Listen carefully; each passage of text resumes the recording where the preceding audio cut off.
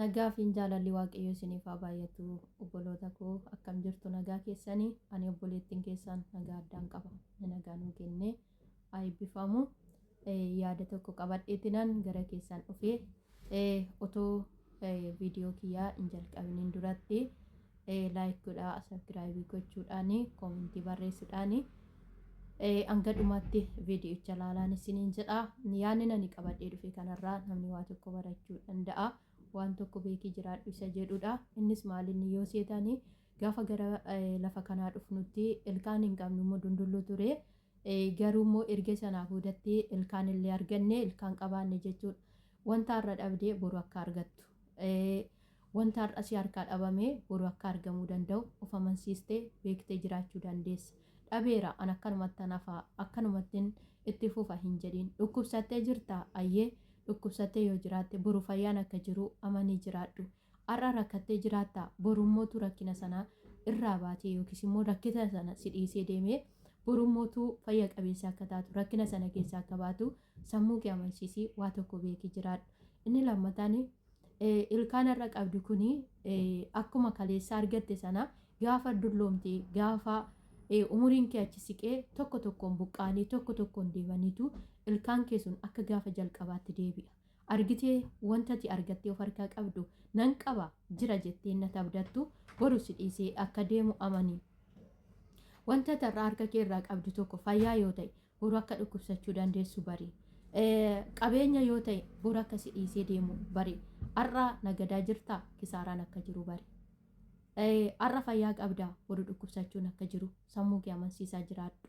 Kanaafiyyuu dhabamus jiraatus wanti hundumtiyyuu of amansiistee jiraachuu qabaachuu qabda nama koo.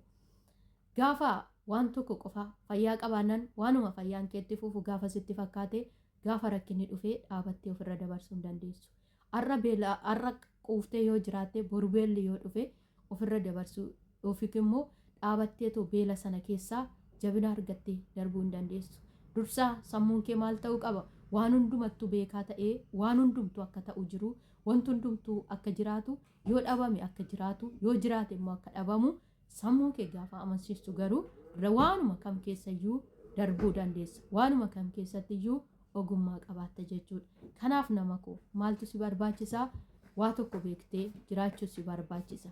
Waa tokko amantee buluu si barbaachisa.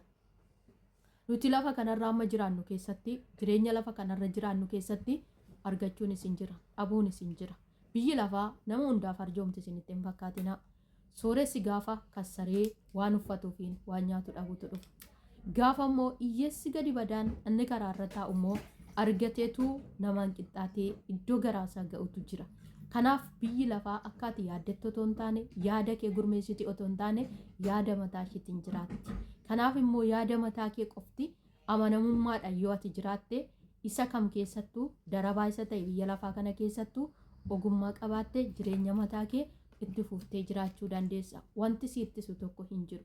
Wanti si dhaabu tokko hin jiru. Garuu ofitti amanuu dhabuun immoo baay'ee nama rakkisa. Ofitti amanamummaan yookiin waa beekanii jiraachuun jireenya lafa kanaa nama moosisa. Obboleessa koo, obboleettii koo waa tokko beekii jiraadhu. Innis immoo akkuma jalqaba sinii kaase akkuma jalqaba dubbadheedha.